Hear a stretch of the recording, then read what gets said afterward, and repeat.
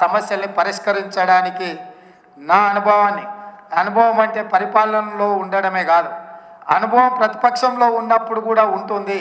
ఏమనుభవం అదే అంటే గత పాలకులు చేసిన తప్పులు మనం చేయకుంటుంటే మీకు ఎంతో మేలు చేసిన అవుతా అని చెప్పి తెలియజేస్తూ ఈరోజు తెలంగాణ రాష్ట్రానికి 2వ ముఖ్యమంత్రిగా మా మిత్రులందరి సహకారంతో, మా సహచర మంత్రులందరూ కూడా వయసులో చిన్నవాడినైనా వాళ్ళ తమ్ముడుగా భావించి వాళ్ళందరూ అండగా నిలబడి ఈ గొప్ప బాధ్యతను తెలంగాణ రాష్ట్ర పునర్నిర్మాణం, విధ్వంసమైన తెలంగాణ రాష్ట్రాన్ని పునర్నిర్మించే బాధ్యత నాకు అప్పచెప్పినరు.